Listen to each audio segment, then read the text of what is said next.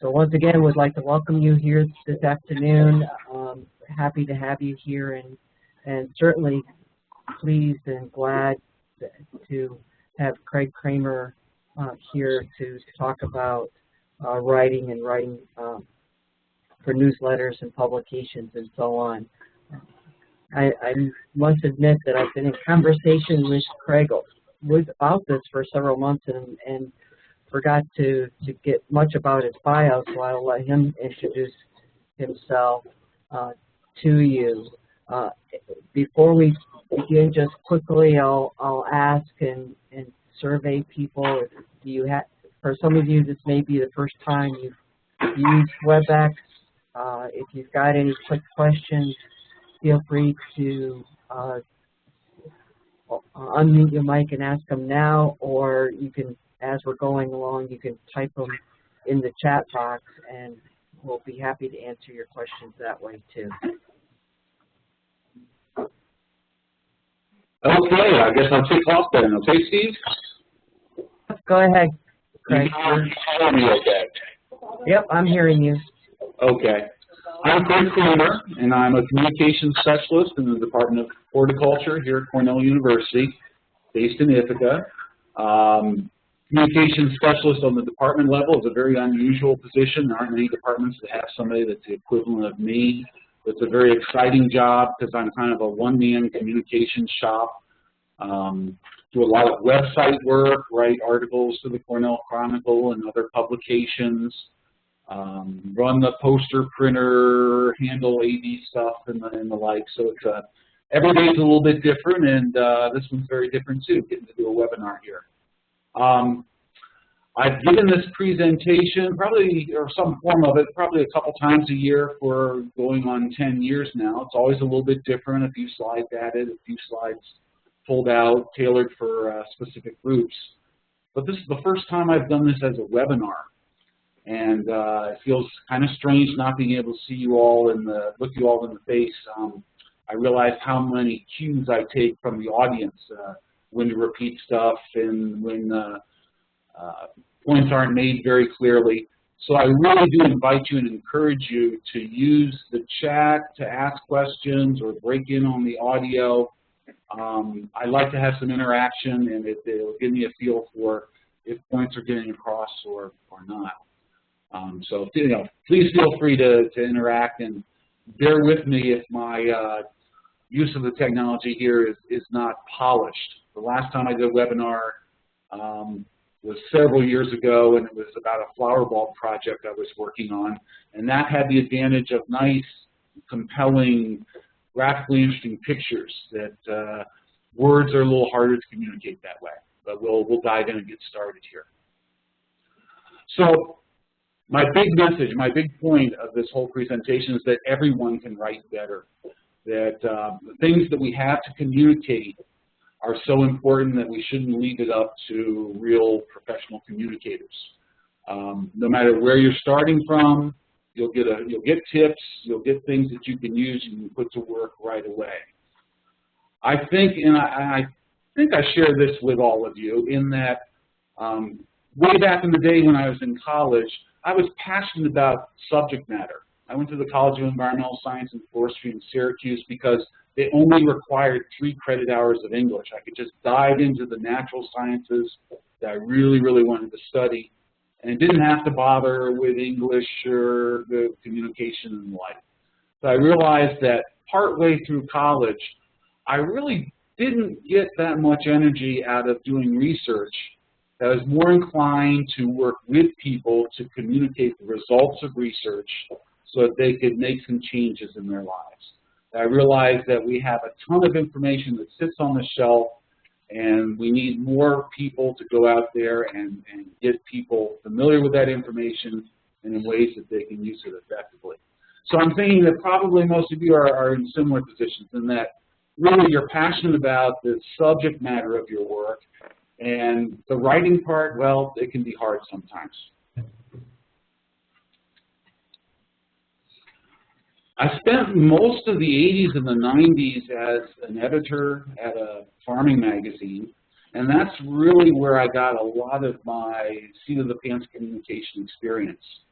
The first editor that I worked for, my first boss, actually had a manual typewriter, actually had a glue pot and scissors on his desk so he could literally physically cut and paste copy and edit stories that way, and a red pencil that was used and used and used on all of my writing.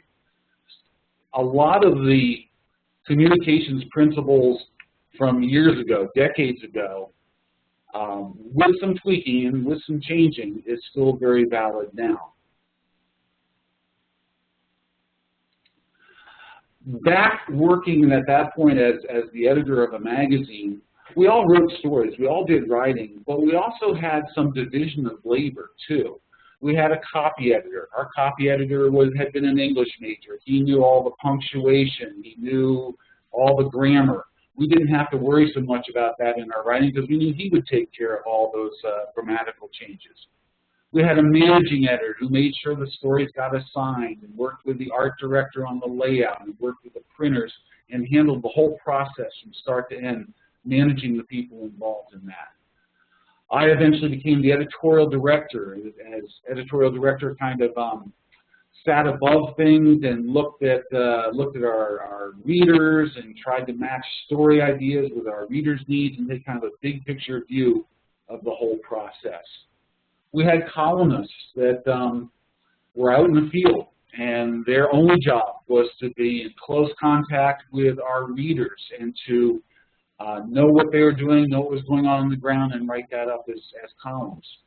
We had an art director. We had somebody who was actually, their only job was to physically assemble words and pictures into a magazine in a way that communicated well. And we even had a fellow who worked part-time as a photo editor for us who made sure that the images that we had were effective in communicating our message. Now, my point in going through all this is that many of us in the positions that we work in now are expected to fill all of these roles, and that makes our jobs much more challenging. So where we're going today, we're going to go through some tips for writing for today's readers and talk a little bit about typography and design. Then we'll have a chance to take a break, and then the second half will be actually talking about the writing process and actually how you can put words on paper. So, writing for today's readers. These tips and the things that we're going to talk about now will work if you're writing for things that are going to end up on the web, they're going to end up in hard copy newsletters, if you have to write reports that you suspect people aren't really reading and just skimming over, it'll make those more effective, and even in getting your emails read by people.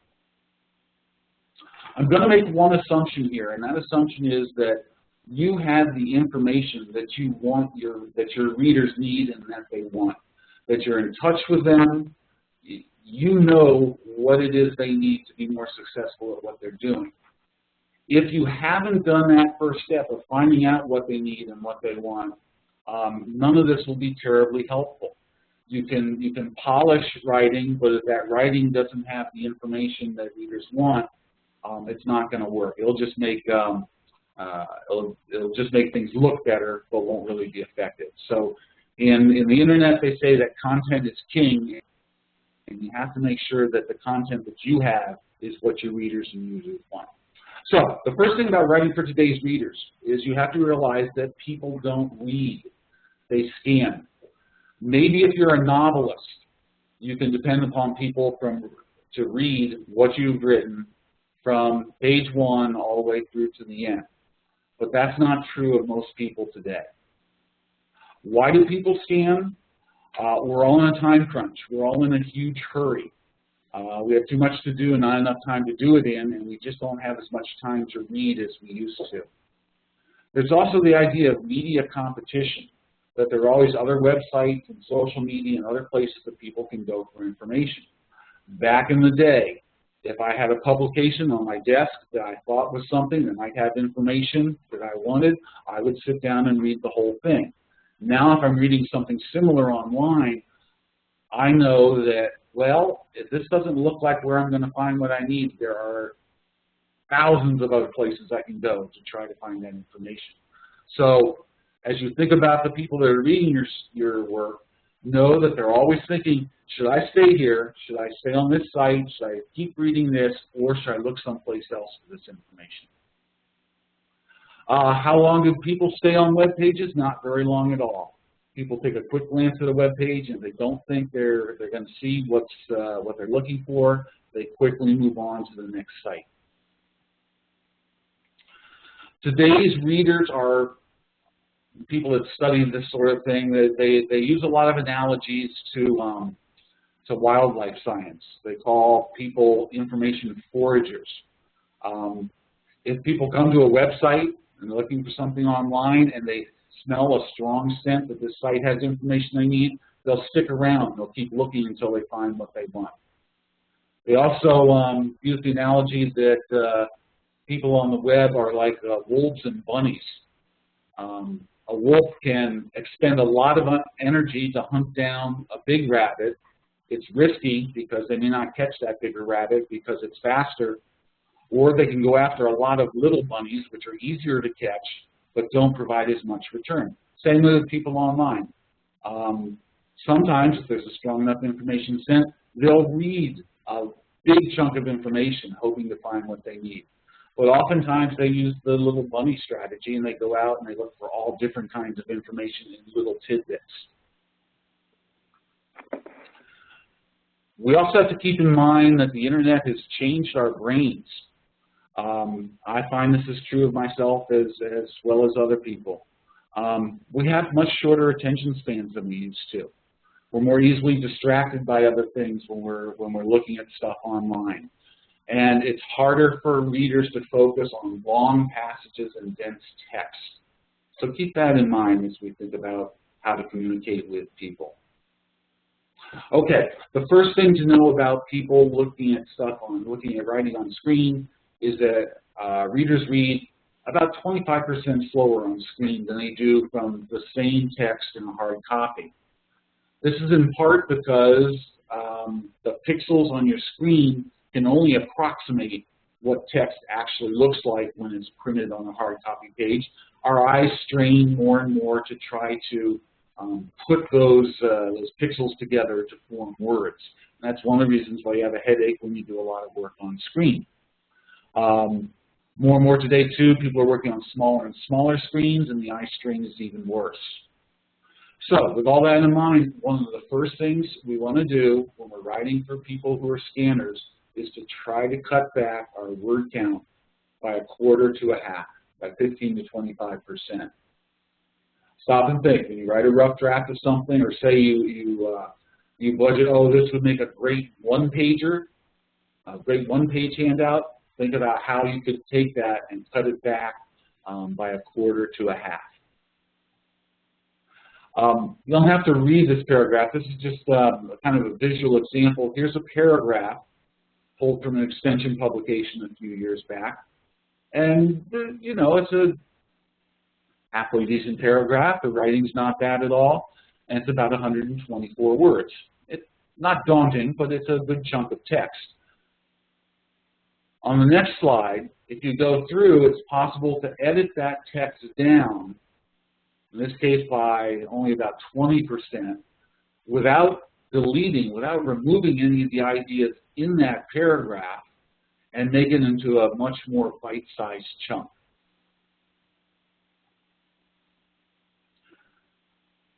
In addition to cutting the word count back, one of the other most important things in writing for the internet is to use short sentences and paragraphs.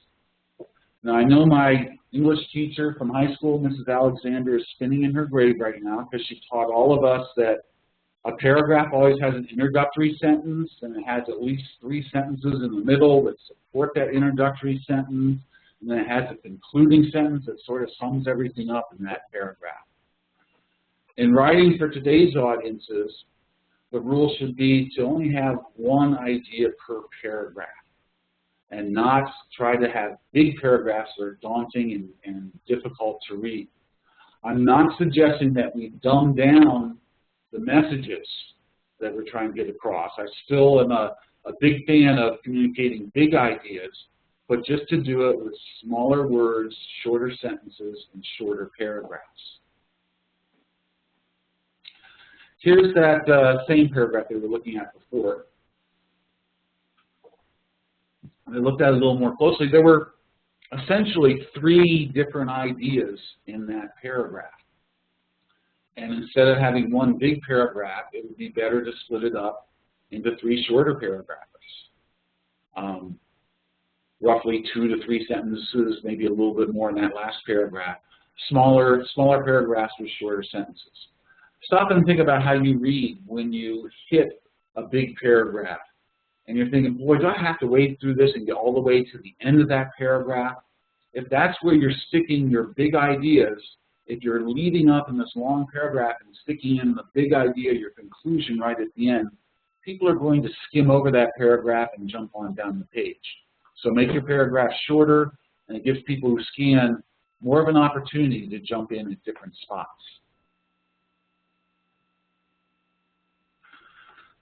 Use inverted pyramid style. What do I mean by that? Most of us who came up through the sciences, one of the key ways we communicate with our colleagues is through journal articles. And the typical structure of a journal article is to start with an introduction, give a lot of background, our materials and methods, discussion, then finally what our findings are, and then at the very end, give some conclusions and recommendations. When we're writing for more popular audiences and trying to communicate, you flip that on the head. You make it very easy, and you put the conclusions and recommendations at the beginning, and then other detail and more of it later on.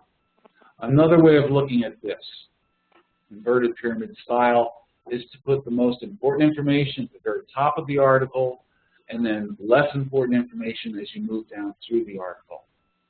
This style actually grew out of newspaper story writing and editing, because when you write a story for a newspaper and they go to put it into the newspaper, they fit it into the space allotted between the advertisements. And if there's not enough space, what they do is they just cut out the very end. They cut out whatever they need to make it fit. So again, if you saved your most important information for the end, it wouldn't be seen. In the case of our readers, you can't guarantee them to read from the very beginning to the very end, so consequently you need to make sure that you front load your articles with all the best information. Don't save the best for last, in other words. This leads us to the lead, and that's the way they spell it. The lead is the very beginning of your writing, the first couple of sentences, the first 35 to 40 words. That's what you can depend, hopefully, on people reading. And you must give them a reason in that first 35 to 40 words to go on and read more in the article. There's a temptation to have what they call soft leads, where people will tell a story. Stories are good ways of communicating, but oftentimes they take too long to get to the point. And if you start with a long stem winder of a story, people in their head are saying, should I stay here or should I go? What's his point? They might skip on to something else. So in your lead, stress benefits. How will reading the rest of this article benefit the reader? Will they be able to save money? Will they be able to farm more safely? Will they be healthier? Will they think of what the biggest benefits are of the story and make sure in those first few lines you're able to communicate that. Use bullets and lists. Here's a sentence. But I would argue if instead of writing it as a narrative sentence, you communicate it this way, that the eye can scan over that and get the gist of what you're trying to say a lot quicker than when it's written in sentence form. Use clear, not clever, titles and subheads. This is something that changes from time to time. I remember back when I was writing for magazines, so we used to try to come up, we spent tons of time coming up with cute plays on words and enigmatic titles, and it was a lot of fun to do that. I'm getting some feedback there. Okay, that's better. We spent a lot of time trying to be clever, but if all people saw was the title of the article in the table of contents or at the top of the page, We really didn't give them a reason to go on reading, other than to try and figure out what the joke was in the title. Here's an example that I pulled for a previous presentation that was more of a gardening focus.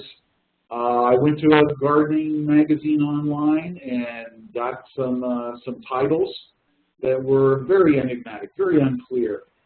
Anybody have any idea what a story on living history is about? Any ideas?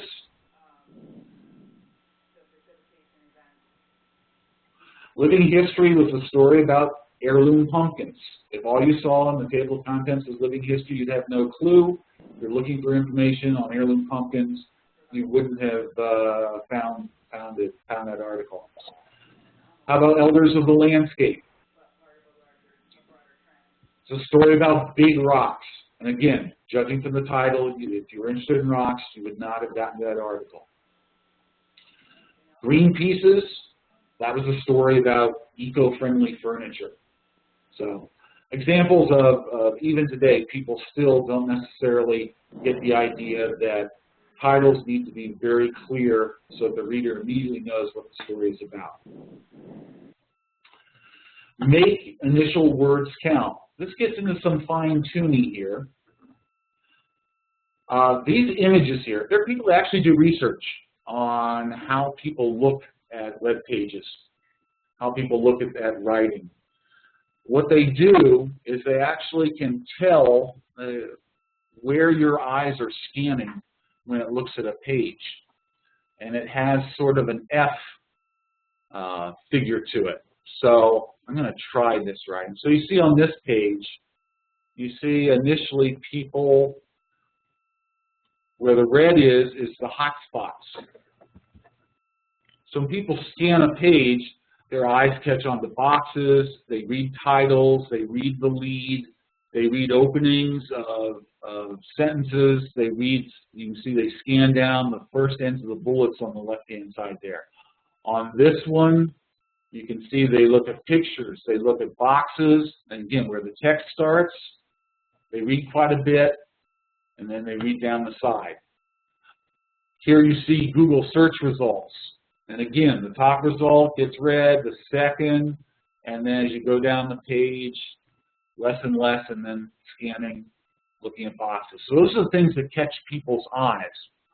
So one of the ideas of writing for scanners is to make sure you catch their eyes along the left-hand sides of these pages. So what's an example of that? A website that we were working on, we had a bunch of promotional materials, and we had text all about all these ways you could help promote this website, only they were all kind of embedded in a long bunch of paragraphs.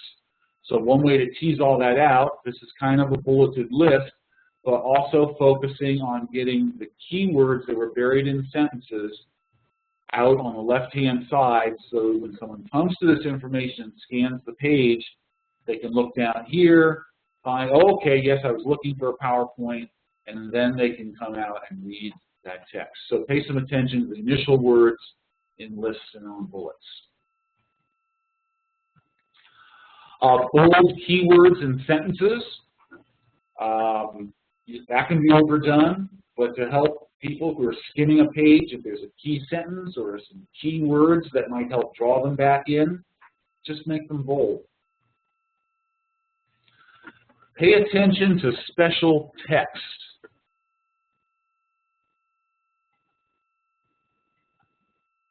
And I'm missing content on that page. I don't know if you all can see this or not. There was a list here, and that list included special text. This is text outside the body.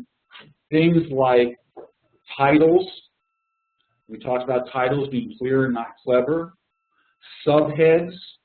Subheads are that little sentence or fragment, kind of a brief explanation of the title that runs between the title and the main body of text. Breakheads. Those are those little headings that you put every maybe 3 to 5 paragraphs that define different sections of your main text. And again, someone skimming can hit a breakhead and go, oh, I wasn't interested in the first part of that article, but the second part here, I'll jump back in and start reading again. see what else do I have in the list. Breakhead. Pull quotes.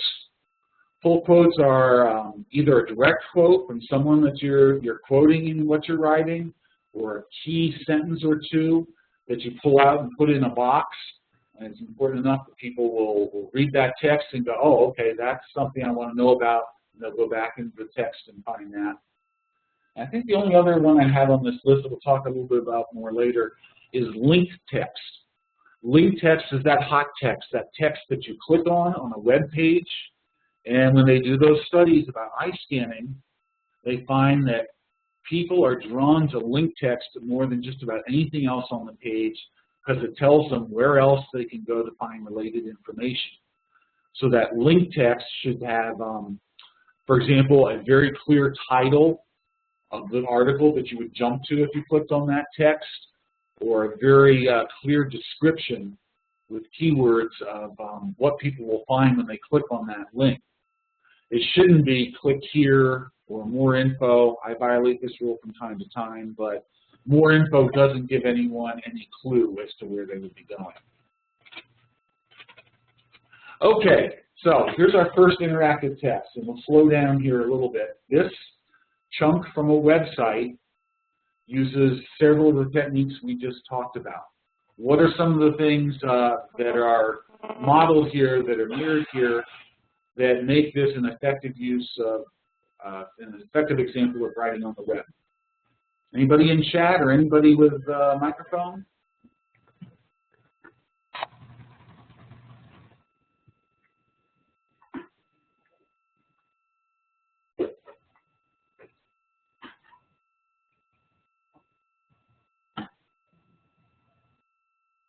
Okay, people are bashful. I'll jump in. It's the one I like the most. There's a two-word paragraph that's very effective. How users read on the web. A very clear title.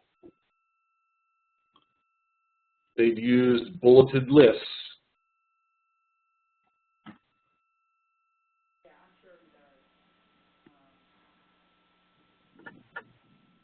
They've used links. I'm sorry?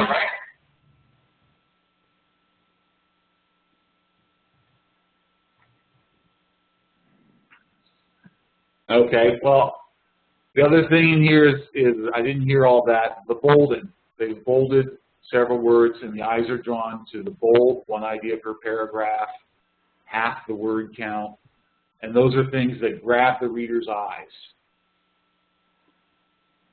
Here's a second example, and it's very, very similar. You're probably going to read this because it's a short paragraph. It's at the top of the page and surrounded by white space.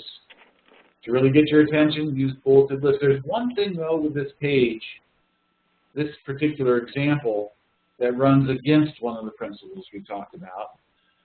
It has a very clear subhead, but the title itself is kind of a pun or play on words. If you saw a link to an article about lazy eyes, you wouldn't necessarily know it's an article about how we read online. It might be a story about something health-related, when to see your ophthalmologist, or it could have a whole host of other implications. Okay, let's move on to design considerations. Does anybody have any feedback? I'm glancing at the chat here. I'm not seeing anything. Okay, design considerations. And these are things when you're working on your newsletter, if you're the one who lays it out, or you're working with someone who lays it out, that you should take into account. Again, simple things that can make your words easier to read right away, and anybody can do these things. The first is to make sure you use narrow columns. A lot of stuff is physiological, biological, and our eyes, when they travel across the page, the longer you make them have to circle back to find the next line, the harder it is to do. At 100 characters per line, or if you end up on a web page where it goes from one side of the screen to the other, it's much harder to read than if you have a fairly narrow column where the trip back is much, much shorter. When we were young, we used to use our fingers to find our way back. And even today, again, the longer the line, the harder it is to see. You'll note that a lot of newspaper columns are skewed to be about 50 characters wide. Choose your fonts wisely. I'm old enough to remember when the first Macs came out and people started publishing their own newsletters and they looked like ransom notes. People felt like they had to use all the fonts because suddenly we had all those fonts. You should use as few fonts and sizes and styles as possible to provide some unity to what you're doing. There are serif font spaces. Serif font spaces have the little curly cues on them. I find them best for hard copy publications. Times New Roman is the default in many areas, but if people reading on hard copy, that's amongst the best. On screen, I prefer sans serif fonts. You know, they don't have the little squigglies. Arial is a very common one. I think the new default, Calibri. There are many unusual fonts to pick from. I know children's publications, that Comic Sans is a very playful font, and you may be tempted to use fonts like that. They're okay for titles and very short passages, but if you've ever tried to read a whole paragraph written in that font, it's very, very difficult to read. You'll notice I've stuck in a couple examples of other fonts down here at the bottom. One thing to keep in mind that if you're working with web pages or with PowerPoint presentations, the font has to be loaded onto the particular machine that's displaying the web page or the PowerPoint presentation. This is not the Diodes font. This is not the Westminster font. Those are unusual fonts that aren't loaded on the particular machine, so they don't show up. So stick with common fonts unless you have a very good reason not to. All caps. I can tell this is a dated slide, but I still get email messages where someone has written in all caps. It has the connotation of yelling, and they're very, very difficult to read. And there's a reason that they're difficult to read. That's because most people, when we were young, we sounded out words and we looked at them a letter at a time. But most people now look at the shapes of words and not at the individual letters. If you write something in all caps, every single word is a rectangle. So it forces you to look at each individual letter. It forces you to slow down, and it gets that annoyance in your voice, and that's why it sounds like screaming. You should always watch out for any section of a contract you're about to sign that's written in all caps, because that's specifically a section that they don't want you to read and digest. So avoid all caps. Can you read this? Can you read this? So actually, most of us aren't looking at the shapes of whole letters. Our eyes just sort of skip across the top of the letters and are able to decipher what the words are and what the meaning of the sentence is. So the lesson for that is to try to avoid initial caps because they cause pointless bumps. I know we used to always get into arguments in our magazine that I worked at as to whether or not, what words to capitalize in titles. And the conclusion would be, unless you really need to, avoid any unnecessary capitalization at all. Italics are much harder to read than regular text. Save them for very special cases like titles of things or genus and species. I know I'm always frustrated when someone uses one of those pull quotes. They pull a nice chunk of text or a nice quote out of the body of an article, they put it in a box, and they put it in italics. And the italics make that text that you thought was very, very special harder to read and therefore less likely to be read. Maximize contrast and use white space. I always tell people there's a reason that paper is white and that ink is usually black or dark blue, is because it provides maximum contrast and makes things easy to read. Fortunately, we don't see many web pages these days that have this kind of a color scheme to it, but it also is amazing how many websites will use a background that's a little bit dark and text on it that's not, it doesn't provide the contrast that it should. The closer you can come to black on white, except in special circumstances, the better. I throw this slide in that you look at the text down here. It is white on black, and that is maximum contrast, but it is harder to read white on black than it is black on white. So unless you have like a rock and roll rebel website or something, stick with colors where it's maximum contrast with dark text on a light background. Two more readability tips. Increase the leading. Leading is this space in here between the lines. And if you open that up a little bit, you can adjust that in Word. You can adjust that in any design program that you're using, or in the style sheets on websites.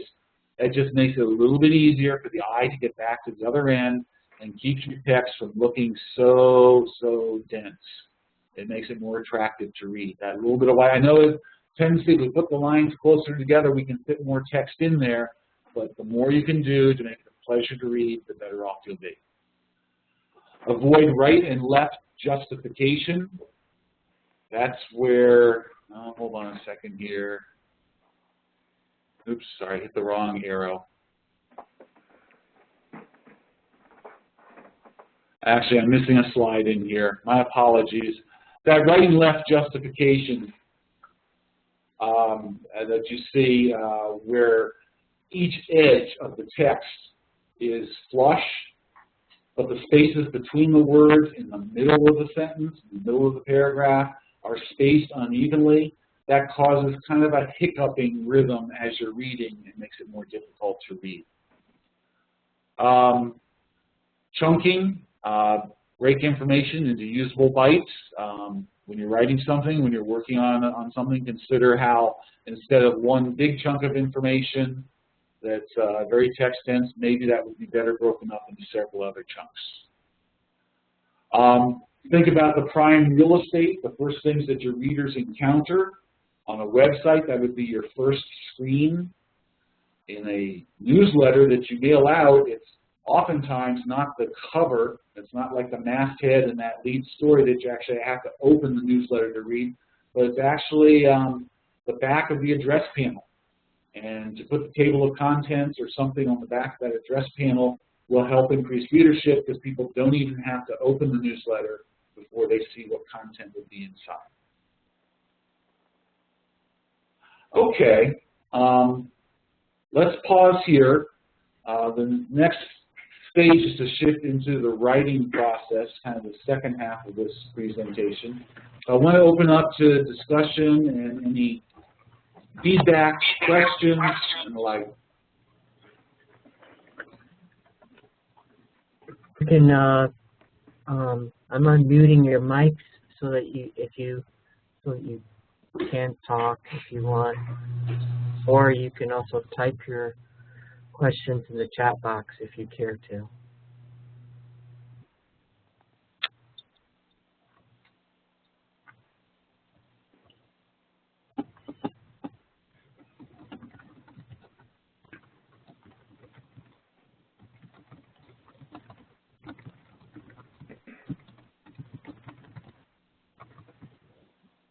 Craig, I guess one of the questions that's going to be forefront for the capital area guys is trying to have something that's both suitable online as well as also ending up on in a published format. So, you know, small sentences, you know, one idea per paragraph and things, but that's one of the challenges that we're looking at and trying to wrestle with. Okay. I think the small ideas and the one ideas per paragraph and all work well both in a newsletter format and in a web page format. I think it's a larger issue, but I think there's also a tendency to rely on the printed version. This can work, but it's not ideal. PDFs or the hard copy version is one kind of layout that works well when you're holding it in your hand. And I think due to time constraint, and I find myself doing this all the time, this is one of those do as I say, not as I do, if you have that nicely formatted newsletter, it takes like about a minute or two to add it to a website.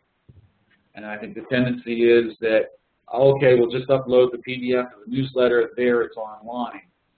But viewing PDFs online and reading them online is difficult. It's not an ideal situation. The design constraints are different. One's meant for print, one's meant for the screen. But the extra effort required to get that text into an HTML page is often a barrier to doing that.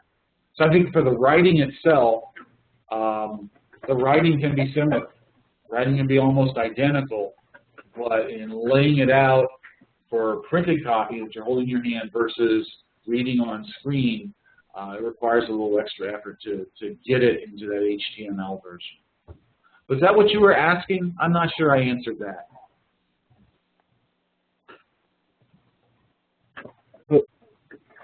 Did you hear that? Yes, I heard that, Aaron. I just said that is what I'm asking, but it's also what I'm trying to make all of us sitting here think about. Okay.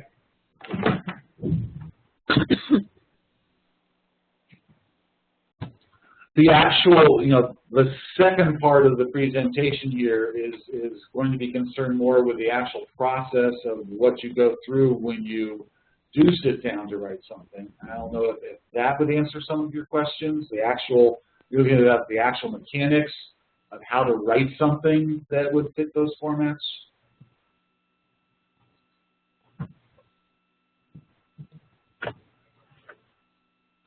We can come back and revisit it as well. Correct? Okay. Okay. And there is and Aaron did ask a question. For example, Sandy's question: should we use one font for the paper issue and another for the electronic? I would say that if you are doing a newsletter, it starts out as primarily a hard copy newsletter, and you're just going to put that PDF online, I would not go through and change the style of that. I think the proper use of a PDF file would be for someone to look at it and decide, okay, I'm going to print that out if they see it online. And there's not that much of a readability difference. It's not a huge readability difference between the hard copy PDF and the online version that I wouldn't go to the extra work of restyling it. But if you're cutting and pasting that information from your newsletter or from whatever the document was composed into onto the website, I think the website design should be such that it probably has a sans serif typeface, sans serif font. So that was the point on that.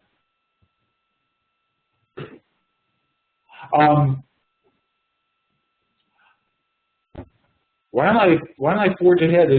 Did you want to take a break, Steve, or do you think I should just continue on?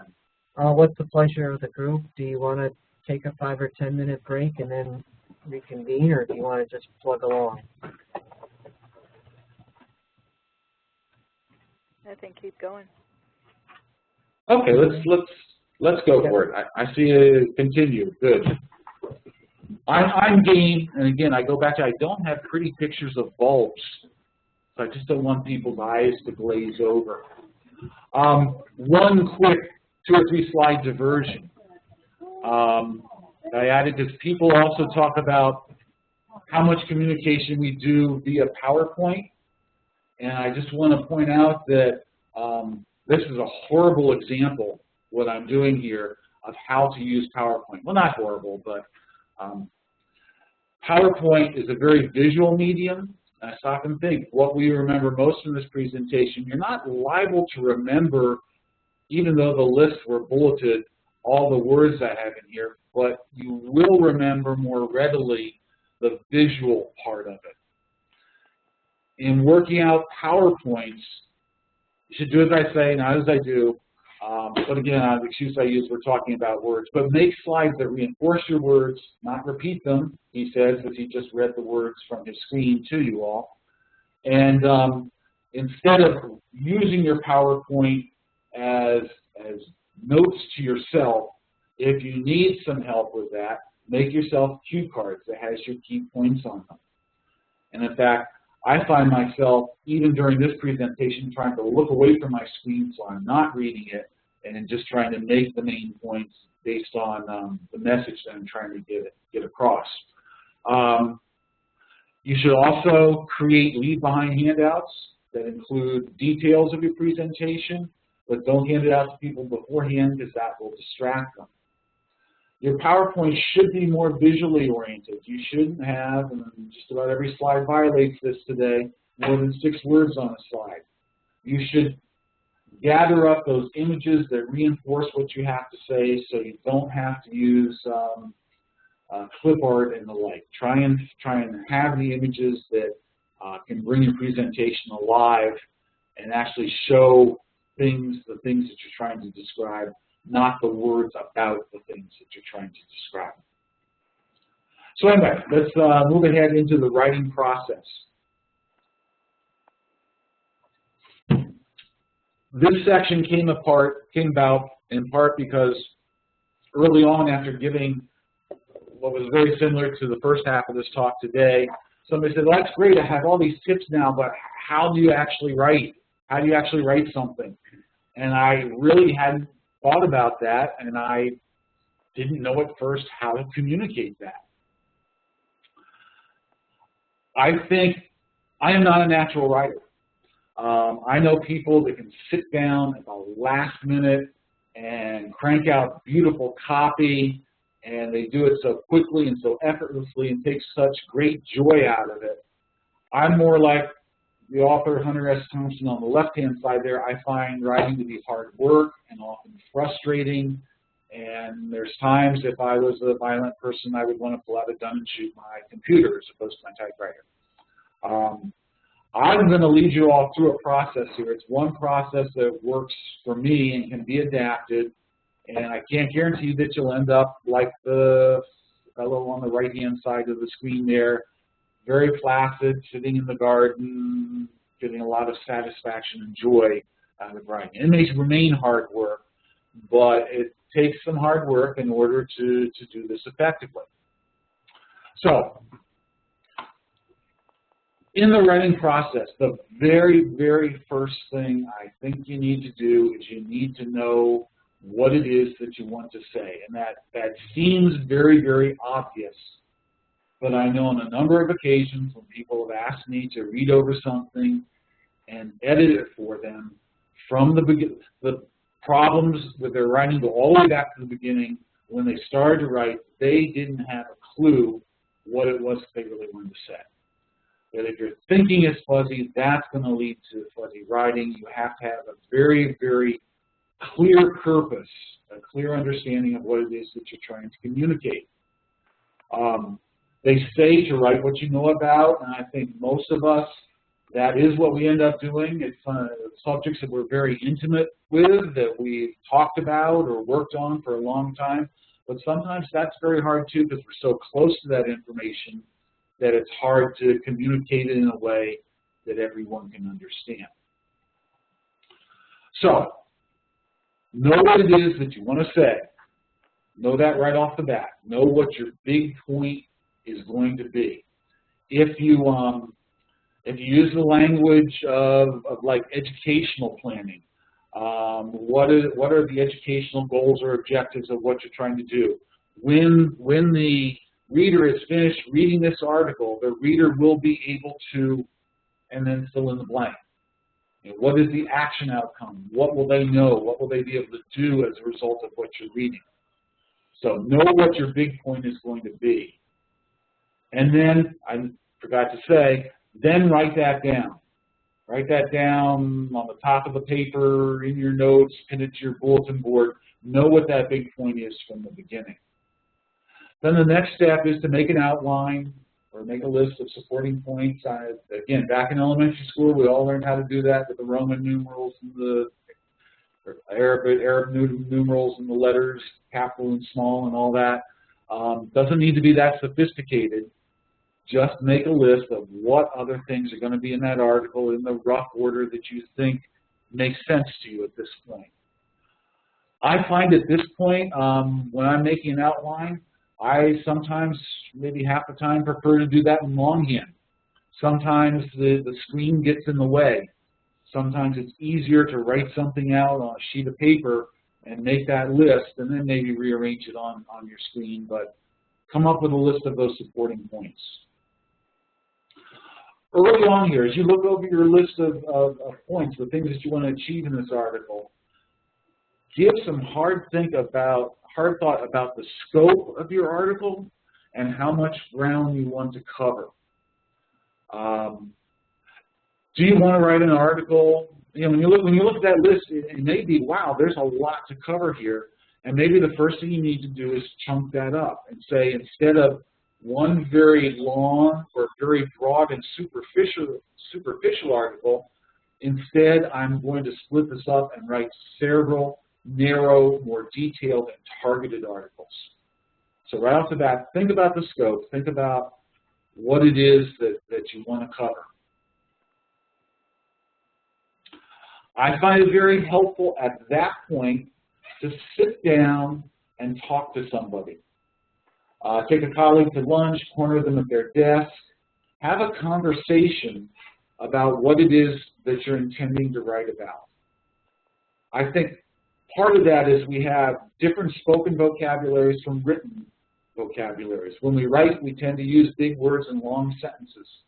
And if you talk to somebody, if you explain something to somebody, it starts to put your ideas into conversational language. And then if you can capture that in your brain and think about how you explain what you want to write about to somebody, it's easier to put it down on paper, again, with those short sentences, clear and more understandable language. Start the process early, get organized, and have all your materials ready. Whenever I have a writing deadline, I make sure I put it on my calendar when that deadline is, and then like a week or so before that, I put another date on my calendar that says you have a writing deadline in a week, so that I make sure I start thinking about this and not save it till the last minute. If you're one of those people that can do it at the last minute, more power to you. But I like to lead up to it and make sure that I have time so I'm not pressured by that deadline. Before I write, I like to get organized. When I have a writing assignment, I will create a folder and I'll start dumping stuff in that folder. I'll write some notes in a Word document. I'll save that document in that folder. I'll save links to articles I want to refer to in that folder. I have other articles, PDFs. I try and get that all together in one place so that when it comes time to actually write, it's all right there. I don't get distracted searching for information that I thought I had on my fingertips. So have all those materials ready before you actually sit down to write. Okay, so you know what it is you want to say. You've thought about the scope. You've explained your article to someone. You have an outline. Now the next step is to actually write that down. I like to do a first draft of any major writing assignment in one sitting if I have that luxury. My office is to the point where I very seldom have that luxury, but if I can find a time where I can shut the door, I'm a morning person. I'm often in here an hour before anybody else comes around, so I can sometimes get writing done early in the morning. If you have the option of working at home and home is quieter than your work setting, that's a good way to focus on that first draft. What about writer's block? One of my favorite authors from back in the 70s, 80s, 90s was a fellow by the name of John McPhee, who wrote very clear and illuminating, complicated books in a very simple style. And his suggestion to his writing students was write Dear Mom at the top of the page and just dive in and get started. So just get it all out on the page as quickly as you can. Then, if you have that luxury and you haven't waited until the last minute, sleep on that first draft. Put a day or 2 days between the first draft of something that you write and later drafts. It will enable you to come back and look at what you've written from a more objective point of view. If you write that first draft and then come back to it right away, you're less likely to be critical of yourself and critical of your writing. So put a little distance between you and that first draft before you go any farther.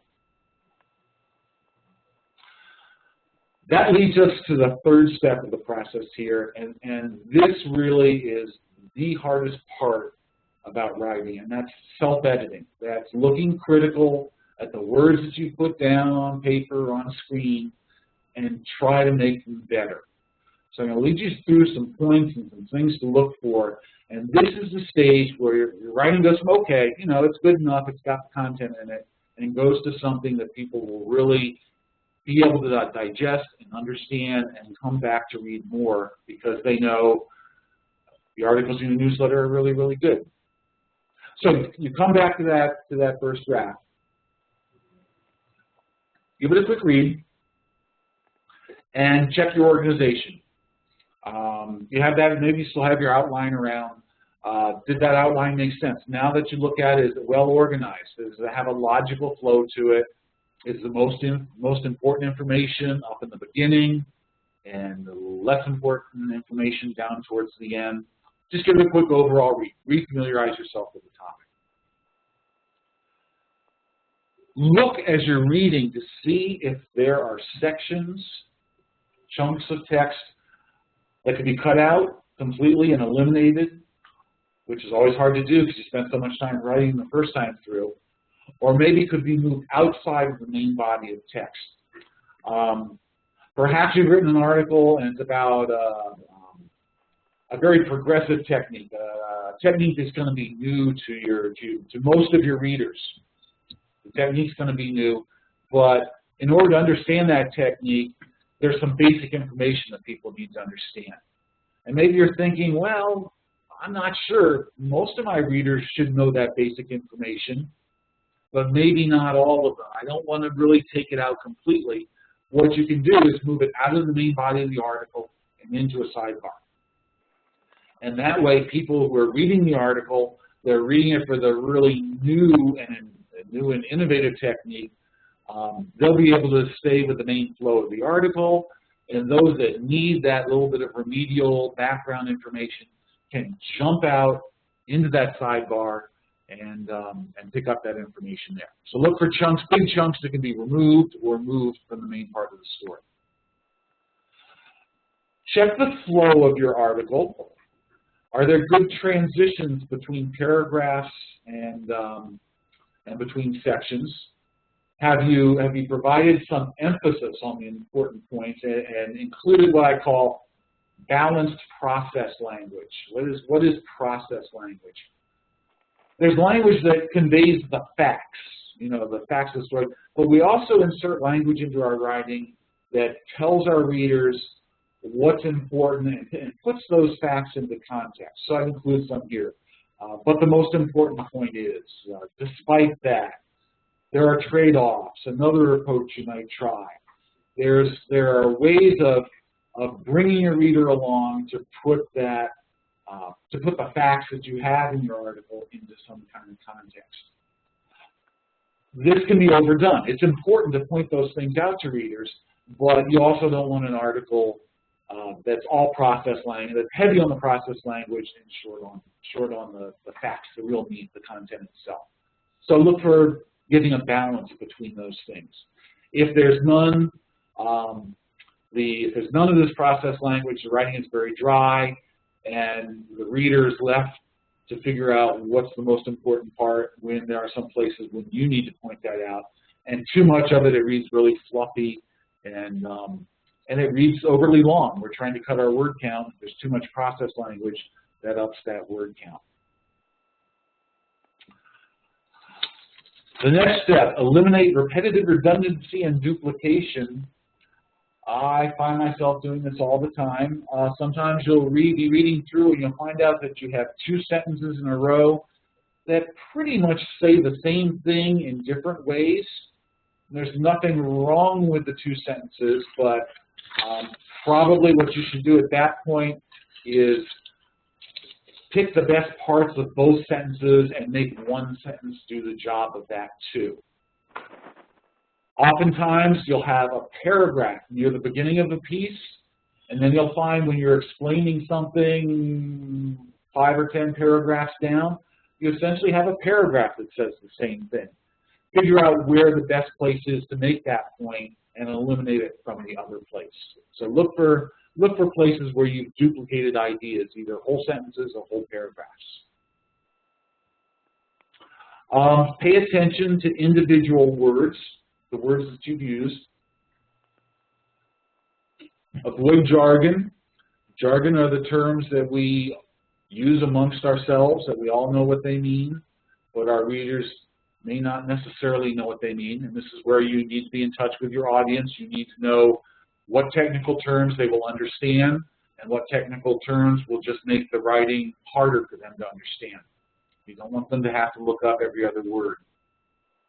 Avoid marketees. We'll talk about marketees is just flowery language that sounds too glowing and sounds like a marketer written it. And I left this last one in, highfalutin language. Highfalutin language is language that we're mostly using to impress people with how much we know. And I left that in because it also made another point. You should avoid colloquialisms like highfalutin. I once gave this presentation to a group of graduate students, and less than half of them spoke English as a first language, and none of them knew what highfalutin was. So avoid colloquialisms that your audience, the people in your audience, that would exclude them from understanding what you mean. We all have pet peeves when it comes to word usage, and hopefully you will develop some pet peeves and share them with other people. My particular one is utilize. People use utilize all the time, and I think it's one of those college words.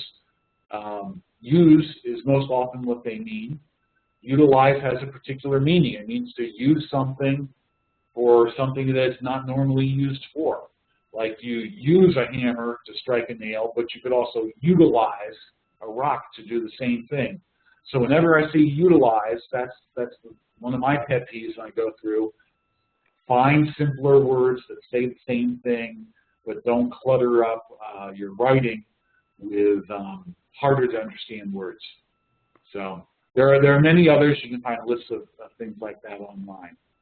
The marketees I was alluding to, call a shovel, don't call it a digging implement, don't call it an excavation solution. Avoid things that make you sound like you're trying to sell somebody something. At this point, when you're doing the word crafting, this is the point where you shorten sentences and split up paragraphs. Remember, you don't want to bury big ideas at the end of a paragraph. When you see that happen, look at the paragraph again. Can it be split up into shorter paragraphs with that big idea that you stuck at the end of the paragraph? Can you move it up to the front of the paragraph? Rewrite awkward sentences. The same way with shortening up sentences. A lot of times when you go back and look, the sentence kind of sort of makes sense, but it says it in a very awkward way. Try abandoning the sentence completely and starting over. You know, don't chase good money after bad, just trying to fiddle around the edges of a sentence that doesn't work. I find a good way to identify sentences that don't work is to actually read what you've written aloud, or at least move your lips. And if you find yourself stumbling around on a sentence, chances are there's a simpler, more straightforward way of saying it. Avoid the passive voice. this is where I wish I had taken more English in college, because I would be better able to explain passive voice grammatically. It's that impersonal voice that is appropriate and used extensively in journal articles because it sounds very neutral and it sounds very impersonal. Famous person once said mistakes were made. That's in the passive voice, when really what should have been said is I made mistakes, where there's a subject, I, and there's a verb, made, and there's mistakes, the what, the object of the sentence. So if you find yourself writing things like data was collected, turn that around and give it a good subject. Who did it? The grad students. They're the ones that collected the data. So try that. Will make your writing livelier. And very rarely, there are rare instances where passive voice works fine. It's not an absolute. But if you write entire pieces that are all in that passive voice that makes it sound like a journal article, people will turn that off quickly. So, some examples. What's bad? The passive voice should be avoided. What you should do is put a subject in there. Writers should avoid using the passive voice, or even better, turn it around and make it positive and say, writers should use the active voice. You'll learn to spot it after a while. You can get people to point it out to you if you're not really aware of it. You can see when you revert back to that.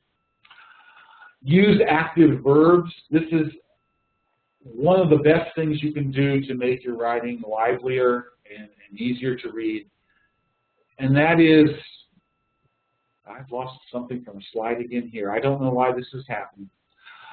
Use active verbs. Avoid the verb to be. Avoid is, are, was, and change that around to actually include a verb, that subject, verb, and object. I'm trying to think what the example I had in here. It was something to the effect of the benefits to communities are, I can't remember the exact wording now, but you can take sentences where you see a lot of ises, were's, and the like, and substitute active verbs for the to be verb, and that improves your writing dramatically. Pay attention to special text. You've seen this slide. Blank again. This is, again, go back, and I really allocate almost as much time for the writing of the title and the subhead and the breakheads and all that other special text as I allow to the writing of the paragraphs themselves. That's somewhat of an exaggeration, but spend a lot of time thinking that through. It's time well spent. If you don't have a good title, if you don't have a good subhead, people are never going to get to the body copy, the meat of your article. So work hard on the special text that will get people in there. We talked about avoiding the soft lead. Don't lead people. You can use stories to make points, but don't do it right up in the beginning. Hit them very quickly with the benefits. People always come to me with punctuation questions. I think if you use a lot of semicolons, that's probably a good sign that you went to college. Any sentence where the meaning is dependent upon semicolon usage or whether you use commas correctly, if you have a lot of questions about that, there are a lot of commas in your sentence. Chances are good you can boil those sentences down, make them shorter so that they stand up and work without a ton of punctuation. Use your spell check, but don't rely on it.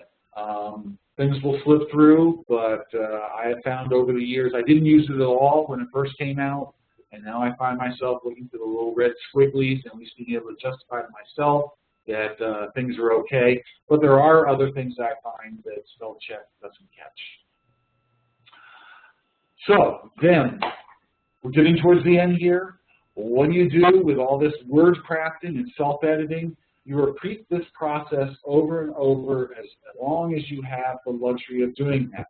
You do a second draft, you do a third draft, you do it, well, who has time to do that many drafts?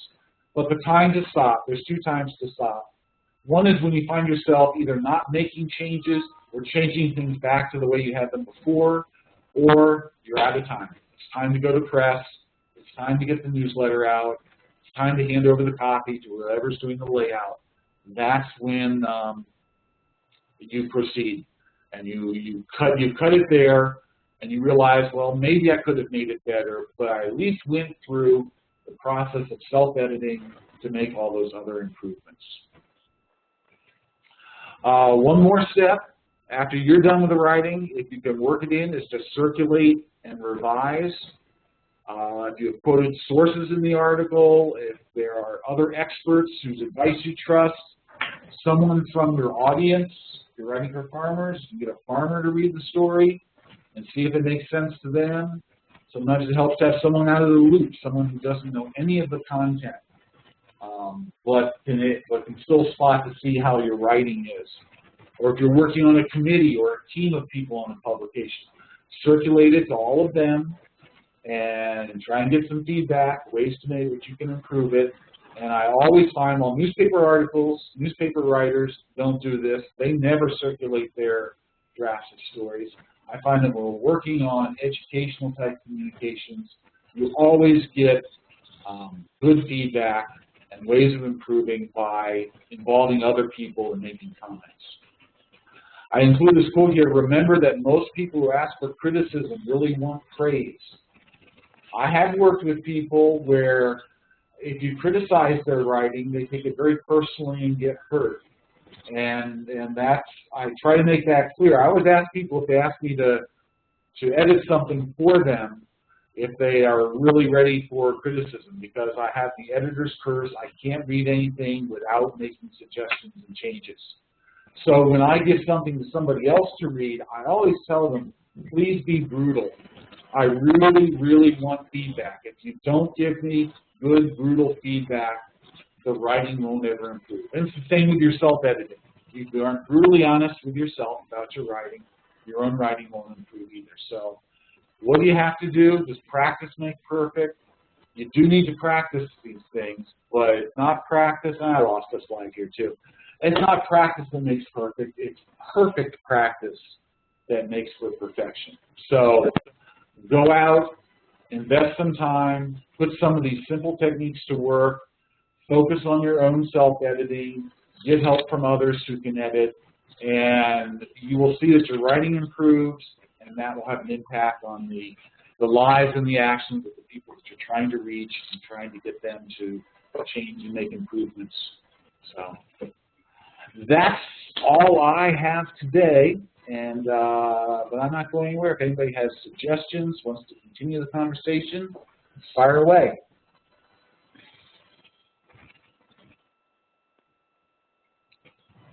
Anybody have questions? Anybody have questions for Craig? You can either type them or unmute everyone, making sure that you're unmuted. You can respond either way. Craig, aren't there times when you want to use a passive voice? There are times, and I don't have an example off the top of my head. What my suggestion is to, during one of those self-editings, when you go back through, look at how many of your sentences use that passive voice. And if it's the majority of them, you learn to identify it, learn to see it when you write that way. And then look and see if there's another way of structuring that sentence that uses a more active voice, that uses an active verb. That, I think, is one of the ways of improving your writing. I'm not saying that eliminate it 100%. I know I've hit places, and I've practiced this self-editing, and I know there are places where, yes, the only way of saying this and saying it well and saying it concisely is in passive voice, but try to tone it down. Try to limit it. Try to have a good reason to use it.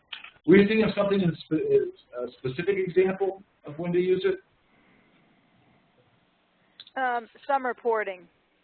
they're asking for information. That's where I was Yeah. thinking. You don't want to do an I. You're more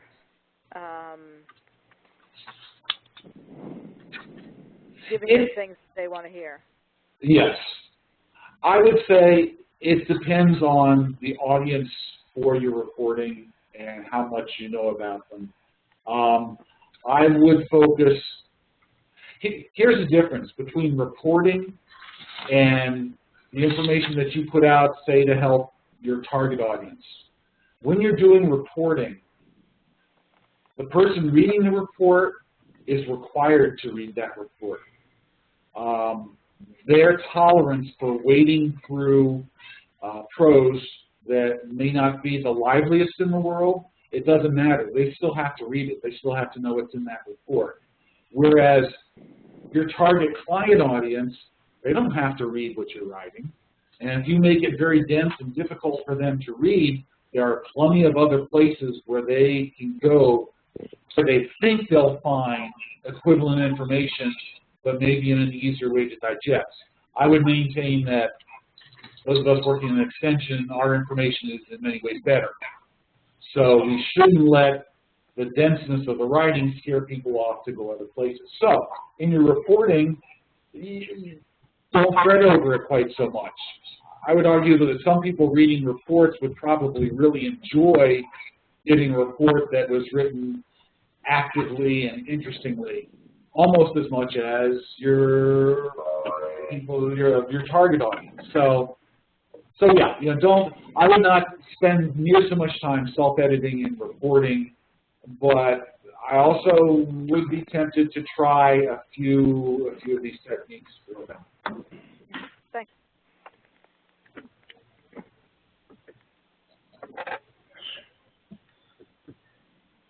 Any other questions or comments?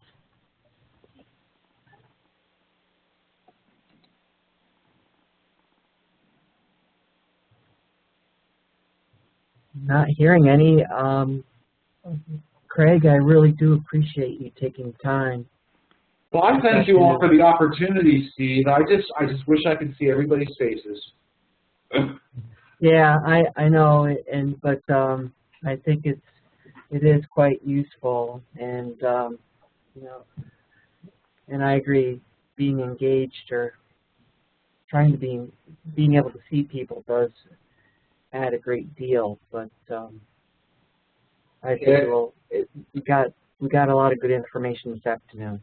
Yeah, and I went to the slide here, and as time allows, feel free to send stuff to me. I always enjoy talking to people, or if you have, I can't promise to read a 20-page report and edit it, but if you have a question, especially if it's something based on how do I put to work what you were talking about, feel free to shoot me an email. I may not get back to you right away, but it also gives me more examples of things I can use in future talks, and I like to help out. What you guys do to communicate, that's we don't get that information out there, it doesn't do as much good. So feel free to send me an email or call. Super. And folks, I will most likely make a YouTube video out of this, and we'll post it or send it to you, and feel free to share it with others, ag agents in the state. So you can expect that. I've got your names for most of you that have participated this afternoon, and we may even post it at the NYSACA website as well, what the YouTube link will be. So with that, I guess if there's any other final questions. Steve. Yeah. Kirk. Yeah, Kirk. My thoughts were along what Sandy said, because I think what I've noticed is we're writing for something like an ag news thing, and I know we hit on it a little bit, and then all of a sudden it gets parsed into different sections, or somebody wants you to put it on the web, or somebody wants to disperse it, and that's what I'm noticing is you're writing with a thought in mind of an audience of like ag news is a client, but then people want to take it and put it on the web or different venues or post it in other areas. Just thoughts on that. how to write a very catching ag line, you know, type of thing is what I keep running into. How do you get one written article that relates to multimedia? Right. I guess I would reframe it a little bit differently, or offer a slightly different take on it. Is that you may have an audience in mind, particularly if we're writing for, say for example, Craig the Ag News. We kind of know that audience, but now it's going to be posted on a website or whatever, and it's kind of that unintended consequence that the whole world is going to see it now. So I guess your thoughts or advice on what audience, or should we be concerned about the web audience, or should we just be concerned with our primary audience, which is hopefully agricultural producers here in New York State? So I guess I would start this whole process with doing a good job for the primary audience that you're dealing with. So start out with a version that meets the needs. If you're working with dairy farmers in the Mohawk Valley, write an article that is the best article for dairy farmers in the Mohawk Valley. And start there. I have a couple of concerns when things then go, and you talk ag news, you're talking about a print publication going to a known group of farmers, for example, right? Yeah, right. They're subscribers. Yep. Yes, and so you're pretty sure it's going to be within the context of that publication, so you know how it's going to be framed. When things go from there into the internet, context is important, and one of the first concerns I always have, having tried to edit a farm magazine for the entire country, is geographical concerns.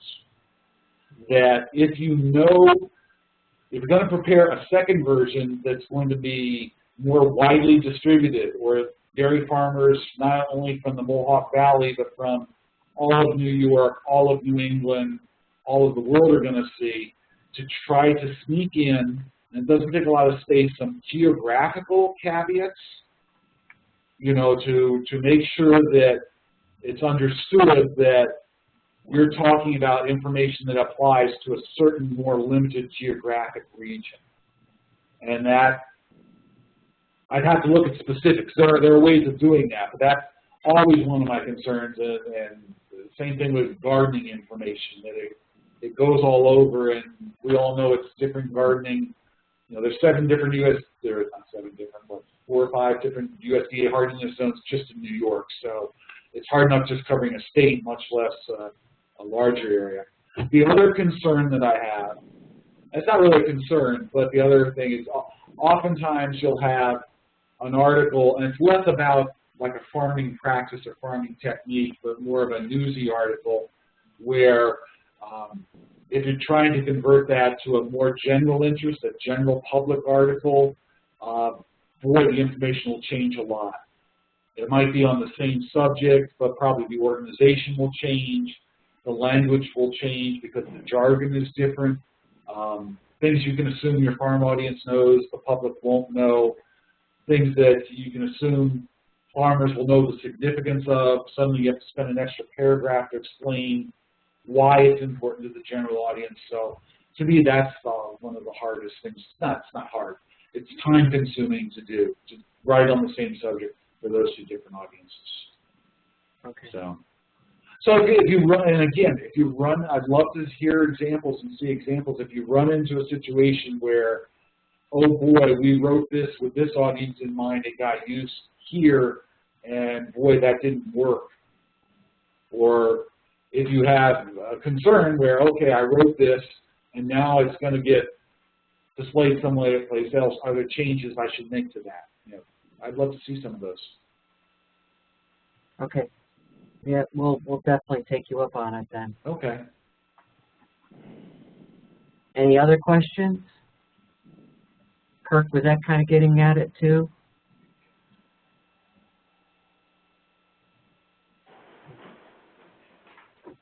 Yeah, Steve, that's what I was thinking. In my case, it's that they use my articles for like newspaper articles and stuff, and typically they're just an ag news article that I have to readjust, or they want to put it on the web. But I appreciate you kind of clearing up my thoughts. That's exactly what I was thinking, is how do we transition those? Okay. I don't want to write it. I don't want to write an article 5 times for 5 separate venues. Is my thing. It's time. Right. That is above and beyond the call of duty. And again, one of the tips you might use, if it's important enough and you want to invest some time in it, take the farmer version, do some work on it, and give it to somebody who doesn't know that much about farming, and maybe they can point out places where, oh, I really didn't understand that. That said, it used to be back in the day, that's what we editors did.